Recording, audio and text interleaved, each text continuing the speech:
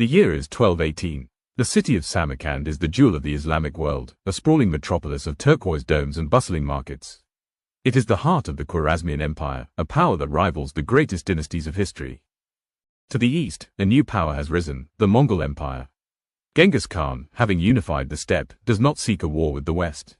He seeks profit. He sends a massive caravan, 450 merchants and 500 camels laden with gold, silver, and silk, to establish a permanent trade route. But when the caravan reaches the border city of Otrar, the governor, Envelopment, commits a fatal error. Driven by greed and suspicion, he accuses the merchants of espionage. He seizes the goods and orders the execution of every single man. Genghis Khan, still hoping for a diplomatic solution, sends 3 high-level ambassadors to the Shah.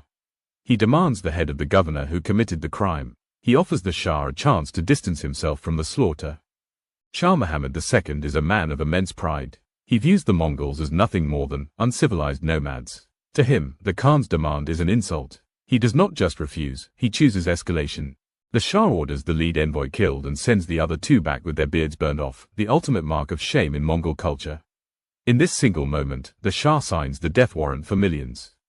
When the survivors return, Genghis Khan does not scream. He does not lash out. He climbs the sacred mountain, Burkhan Khaldan. For 3 days and nights, he stands alone, praying to the eternal blue sky. He asks for the strength to be an instrument of justice. He removes his hat and places his belt around his neck, a sign of total submission to the divine will. When he descends, the world has already changed.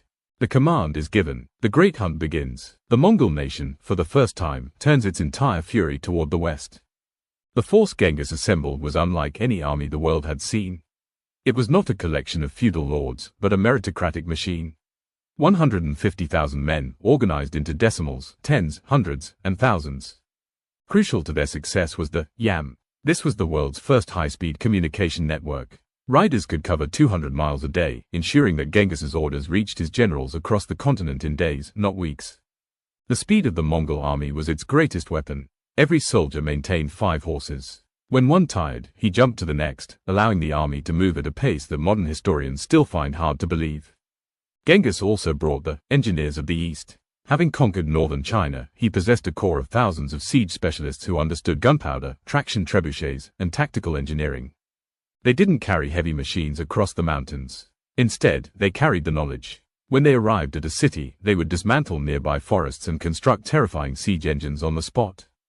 The Khwarazmian Shah prepared for a traditional invasion. He banked on his massive fortified cities and his army of 400,000 men. He did not realize he was about to face a ghost that could move through the earth itself. Genghis divided his forces into 4 distinct columns. It was a masterpiece of synchronization. The Shah expected one massive frontal assault. Instead, he was struck from 4 directions at once. The Mongols hit the border with a storm of arrows. Their composite bows could outrange any infantry, allowing them to soften defenses before a single sword was drawn. The first target was Otrar. The siege lasted 5 brilliant months. The city was surrounded by a wall of fire as the Mongols occupied China for centuries to turn the brick fortifications into ovens. When the walls finally crumbled, the Mongols did not just occupy the city, they systematically dismantled it. The order was total: leave nothing standing that could resist. The governor, Envelopment, was found hiding in the citadel. For his greed in stealing the Mongol caravan, Genghis gave him exactly what he wanted. According to the chronicles, molten silver was poured into his eyes and ears. It was a grim message to the rest of the empire: the Khan's justice is as absolute as it is terrifying. By the time the Mongols left, Otrar was a ghost. The canals were filled with rubble, the walls leveled. This was the blueprint for the rest of the campaign. While the Shah moved his primary army to defend the cities of the east, Genghis Khan took the ultimate gamble.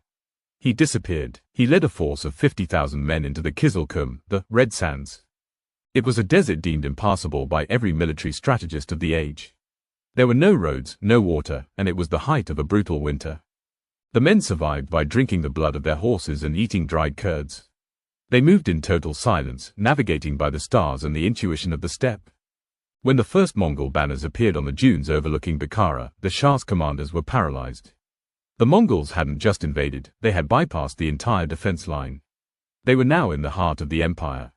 The psychological blow was greater than the military one. The people of Bukhara believed the desert itself had birthed an army of demons. Then came Samarkand. It was the Pearl of the East, protected by 110,000 troops and armored war elephants. The Shah believed it was impenetrable. The Mongols used their oldest trick. A small force attacked the gate and then fled in panic. The Samarkand garrison, sensing an easy victory, abandoned their walls to chase them. In the open fields, the retreat stopped. From the tall grass and the dust clouds, the Mongol heavy cavalry emerged. The Samarkand defenders were caught in a pincer and slaughtered to the last man. Genghis Khan rode his horse into the courtyard of the Grand Mosque of Bukhara. He ascended the pulpit. He did not speak as a conqueror, but as a judgment. He told the cowering nobles, "If you had not committed great sins, God would not have sent a punishment like me upon you." He was no longer just a Khan, he was the Flail of God. The massacres that followed were calculated. The Mongols would divide the population, artisans were sent to Mongolia, the rest were often executed. Their skulls were piled into pyramids as a permanent warning. Shah Muhammad II fled his capital, terrified. Genghis sent his two best generals, Subutai and Jebei, with 20,000 men. Their only order, do not stop until the Shah is dead. The Shah died on a desolate island in the Caspian Sea, stripped of his crown, his empire, and his dignity. He died of exhaustion and grief, listening to the waves. The Shah's son, Jalal al-Din, made a final stand at the Indus River. He fought with such ferocity that Genghis himself watched in awe. Cornered against the raging water, the prince realized his army was lost. But he refused to be captured. In one of the most famous moments in history, Jalal al-Din spurred his horse off a 30-foot cliff into the Indus. He swam to safety under a hail of Mongol arrows that Genghis ordered to stop. Genghis turned to his sons and said, "Such a son must a father have." The campaign was over. The empire was gone. The Khwarazmian Campaign changed the world forever. Central Asia, once the center of global learning, was depopulated. The irrigation systems, the lifeblood of the desert, were destroyed. The orchards became sand. Some regions would not see their population levels return for 700 years. But it also triggered a massive transfer of knowledge. Thousands of doctors, weavers, and engineers were moved across the empire, blending the cultures of East and West. From here, Subutai and Jebei did not return home. They kept riding, around the Caspian, through Russia, and into the heart of Europe. The world now knew the sound of Mongol hooves. Genghis Khan's spirit banner now flew over the ruins of an empire that had dared to insult him. The message was clear: the world belongs to those who have the will to take it. The Mongol Empire would continue to grow, but it was here, in the blood and dust of Khwarazm, that the legend of the unstoppable force was truly born.